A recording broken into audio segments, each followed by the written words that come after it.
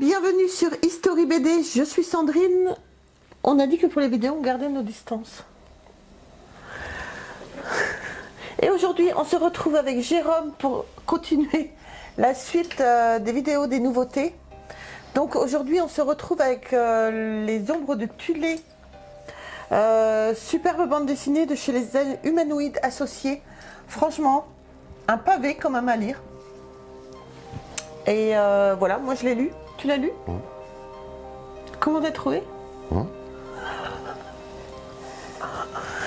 Tu boudes? T'as décidé de fermer ta gueule, je vais me faire chier? D'accord, c'est pas grave.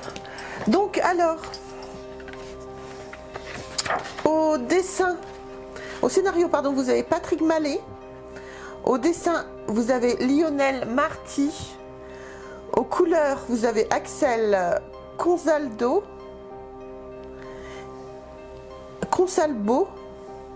Voilà. Et la couverture, vous avez Lionel Marty. Donc, superbe bande dessinée. Le dépôt légal. Alors forcément, ils mettent plein d'illustrations. Il n'y en a pas? Non, c'est vraiment une nouveauté. Ça a dû sortir en mai. Première édition, juin 2023. Superbe bande dessinée. Allez, Jérôme, vas-y. Arrête de faire ton imbécile. Non, mais vas-y. Mais vas-y, oh. Parle de la BD. Parle de la BD. Je suis là pour te soutenir. Pardon, qu'est-ce que j'ai vraiment te tapé. Fais-nous rêver, chérie. Arrête, t'es lourd là. Pourquoi? Je te jure, t'es lourd. Allez. Donc, les ombres de Tulé. Bah déjà, tu dis bonjour. Bonjour. Donc, les ombres de Tulé. Donc, comme Sandrine l'a dit, c'est un pavé, un truc. Hein. Ça fait, on dépasse la centaine de pages. C'est pas ça qu'on avait dit, Ouais. 111? Ouais, 108. Non 131. 132. Ouais, bon, on n'était pas bons tous les deux. 132 pages plus Le petit making-of. le making of à la fin. Soit je parle, soit tu fais, mais c'est que... Hein. Donc, c'est un pavé. Bon, le prix en conséquence aussi. On est sur une BD à 20... Combien? Tu m'as dit de me taire. 27 €. C'était pas plus? Non, c'était ça là, je m'étais gouré avec Vermine. Alors, 27 €, ça peut paraître cher pour une BD. Quand on voit la densité du truc, C'est pas ils cher. auraient pu en faire presque... Je pense qu'ils auraient pu tirer à faire 3 albums. Donc, à savoir qu'apparemment, je sais toujours pas si c'est un one-shot ou pas. Je serais quand même prêt à parier que c'en est un. Je suis pas sûr qu'il y ait une suite. Si on sait, on vous dira. Mais donc voilà. Donc on est dans un univers. On est à une époque assez ancienne et C'est ancien. Il n'y avait pas de bateau de viking à l'époque. Enfin, à notre époque, il n'y a plus de bateau viking. Bah si, il y en a toujours. Hein. Ah oui. Dans les musées, dans les. Dans les musées, non mais je suis pas sur la mer. Bref, arrête donc. Mais tu veux que te démarrer toute seule avec des vidéos? Bon. Merde. Donc on est dans un univers un peu fantastique, à l'époque des Romains. Et, et le cœur de l'histoire se passe, on va dire, au Royaume-Uni. Parce que je crois que c'est en Écosse ou en Irlande. Ça se passe où? En Écosse. Donc ça se passe en Écosse.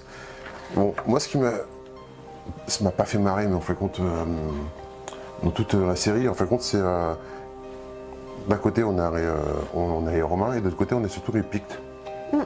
Le peuple des Pictes. Et moi je sais pas pourquoi, quand j'ai lu les BD, que j'ai vu c'était les Pictes, j'arrêtais pas de me remettre Astérix chez les Pictes. Et c'est un peu bizarre parce que Astérix chez les Pictes, et ça c'est pas du tout le même univers. Ah non.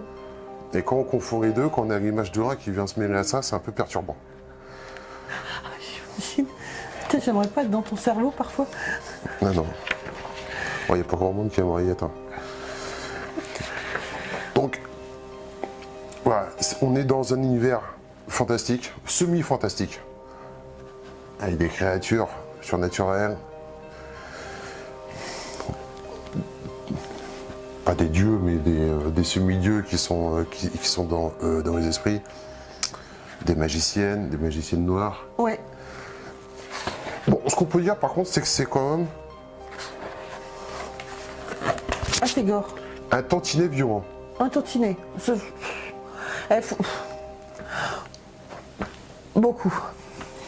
Hein. Alors, c'est bien sympa. Les dessins sont très bien.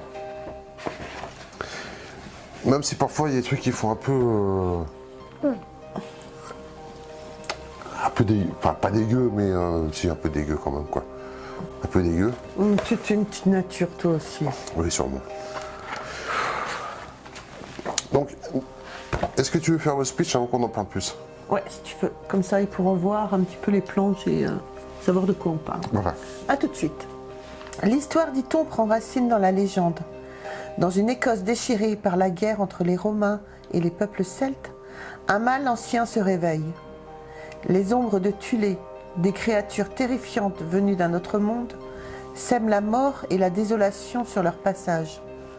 Seul le roi Picte pourra les arrêter, mais pour cela, il devra unir les peuples et réveiller la magie oubliée de nos ancêtres. Magnifique, chérie. Moi, comme d'habitude. Que 4... Non, mais 2 reprises, pas plus, hein. Bah non, ça, t'as vu? Tu sais bien, hein, Oh, c'est bien. Ouais, j'ai appris entre-temps. Par contre, ce qui me fait délirer, c'est pendant que tu faisais ton speech, je regardais on a l'affiche du film Terminator 2. Et je regardais, comme quoi c'est vieux, t'as un encart pour 3615 Terminator. Ça me fait délirer, c'est parce que c'est... Alors, soit pendant que je lis, vous avez pu le voir sur certaines vidéos, il se barre regarder son ordinateur, soit il se barre tout court dehors, ou soit ça l'emmerde tellement, je suis désolée mais le mot il est clair, ça l'emmerde tellement qu'il regarde sur la fiche de Terminator qui est quand même bien cachée par notre canapé, il voit quand même le 3615 Terminator. Non, mais comme c'est caché, il n'y a que d'ici que tu peux voir. Et pourquoi tu nous parles d'une affiche de Terminator alors qu'on parle des Celtes et des Pictes et des Romains? Non, parce que ça me fait marrer, 3615. Peut-être les 3615 là, t'as les 3615. 3615 là, ah bah c'est bien. Jamais fait. Mais les affiches, elles étaient assez explicatives à l'époque.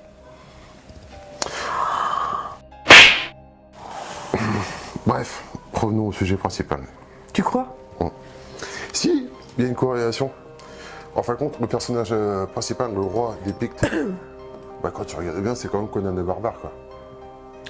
Ouais, ça fait un peu penser à ça, ouais. Ah bah ça fait un peu beaucoup penser à ça, quoi. Ah ouais, c'est un peu... Ouais, ça fait un peu Brutus pareil, ouais. Donc voilà. Donc...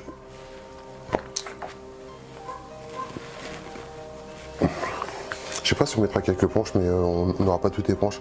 Donc, comme on peut voir un peu, on est sur un univers un peu fantastique, un peu gore. Ça aurait pu faire un très bon film, ça. Ouais, Ça aurait pu faire un très bon film. et carrément, ça serait une bonne idée à mettre en place, ça. Je vais appeler la Warner. Donc, non, c'est le scénario. Bon, le scénario, l'histoire est sympa. Ouais, si, c'est quand même sympa, il y a une... Oh si, moi j'ai vraiment beaucoup aimé.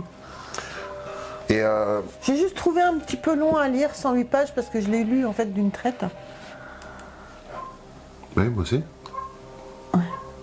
C'est quand j'ai cramé dans le jardin. Ah oui. Oui, oui. Mais non, l'histoire est sympa, c'est très violent, très sombre. Les dessins au début, j'étais pas, j'avais un peu de mal, enfin j'avais un peu de mal, mais je trouvais d'une bonne qualité sans plus. Et au fil des pages, tu t'aperçois que c'est quand même très sympathique. En fait, l'histoire, moi j'ai bien aimé. Hein. En fait, vous avez une sorcière qui cherche à se venger des Romains. Et donc elle fait appel à des puissances qui ne sont pas venues sur Terre depuis des siècles. Et au fur et à mesure, elle fait les choses en fonction à ce qu'elle arrive justement à déclencher ces puissances et à faire assez de morts pour nourrir... Comment ça s'appelle les trucs là qui descendent... Je sais pas, au titre, les ombres de Thulé. Non, je crois que ça avait un nom bien spécifique. Ouais, exact, c'est les ombres de Tulé. Je pensais que j'avais vu un autre nom, mais non.